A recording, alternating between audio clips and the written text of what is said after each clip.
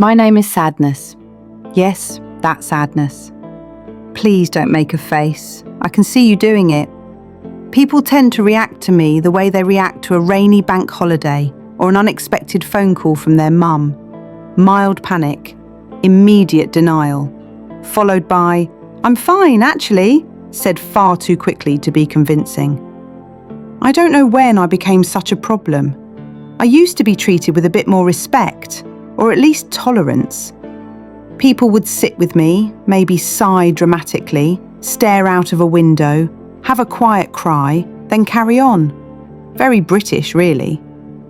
Now everyone wants me gone as soon as I arrive, as if I'm some sort of emotional inconvenience that's overstayed its welcome by about 3 seconds. I shouldn't be sad, they say. It's not that bad. Other people have it worse. Right, and that doesn't magically make me pack my bags, love. I don't show up because I enjoy ruining the mood. I show up because something has shifted. Something didn't go how you hoped. Something ended. Something mattered more than you realised. That's it. That's the whole scandal. People like to think I only arrive during big life events, breakups, loss, heartbreak with a capital H. But honestly, I'm much more casual than that. I turn up when the kettle's boiled, but you don't actually want the tea. When you're tired in a way sleep won't fix. When it's Sunday evening and tomorrow exists. I'm very good at Sundays. I spend a lot of time with Quiet. Quiet and I get on well. We sit together on buses, in bedrooms, in those moments just before sleep when your brain decides now is the perfect time to replay every mildly embarrassing thing you've ever done. I don't bring that up, by the way. Your brain does that all on its own. I just observe. People often confuse me with weakness. That's unfair. Weakness didn't even apply for this job. I take care of strong people all the time. Strong people cry in their cars. Strong people feel overwhelmed by the washing up. Strong people get sad even when nothing is technically wrong. That's something people don't like admitting. That you can have a perfectly reasonable life and still feel a bit hollow on a Wednesday afternoon. No obvious cause. No dramatic explanation. Just a quiet, persistent heaviness, like carrying a bag you forgot you were holding. I know people wish I came with instructions, or at least a timeline. How long will this last, they ask. What do I do with it? How do I make it stop? I wish I could tell you, I really do. But I'm not a spreadsheet. I don't respond well to being managed. I'm more of a sit with it sort of situation, which I know is deeply unappealing. Sitting with feelings is awkward. There's no script, no productivity, no sense of achievement. You don't even get a badge at the end. Just you, me, and a slightly uncomfortable awareness of yourself. People try everything to avoid that.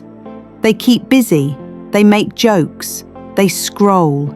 They say, "I'm fine," so often it starts to sound like a reflex instead of an answer. Very British again. We'd rather apologise to a chair we've bumped into than admit we're struggling. And I get it. I'm not glamorous. I don't sparkle.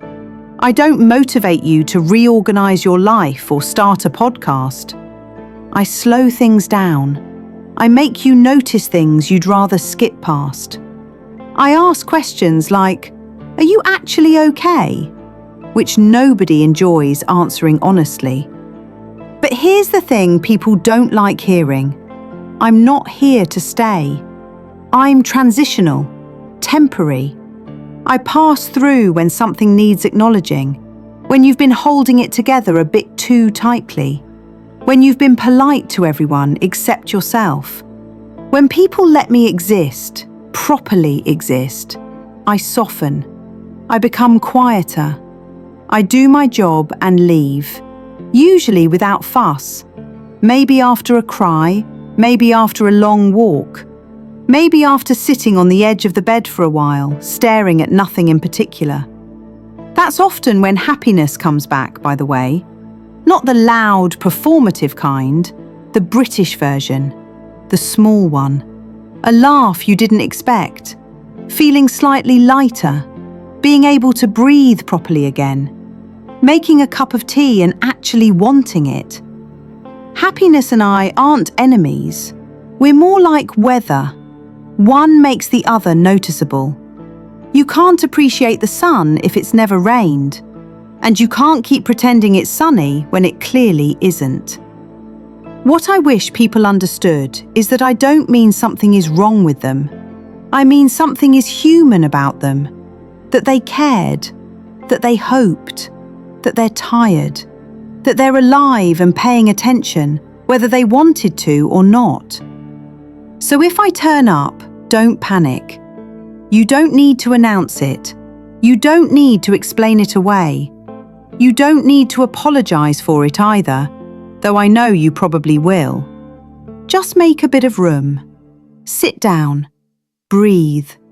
Let me say what I came to say. I'll leave when I'm done. I always do. I am sadness. I'm not here to ruin your life. I'm just asking you to be honest for a moment.